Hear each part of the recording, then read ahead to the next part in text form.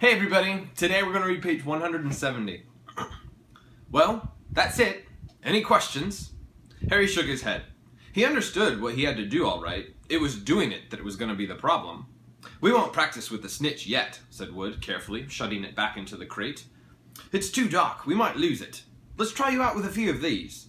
He pulled a bag of ordinary golf balls out of his pocket, and a few minutes later, he and Harry were up in the air, Wood throwing the golf balls as hard as he could in every direction for Harry to catch. Harry didn't miss a single one, and Wood was delighted. After half an hour, night had fallen, and they couldn't carry on. That Quidditch Cup will have our name on it this year, said Wood happily as they trudged back up to the castle.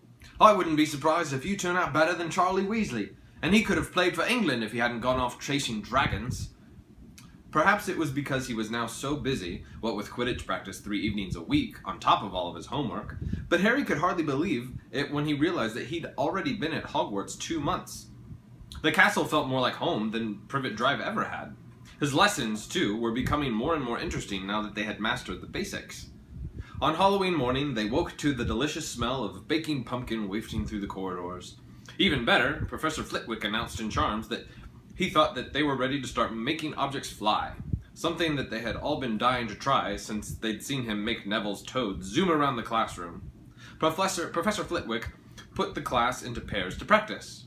Harry's to be continued.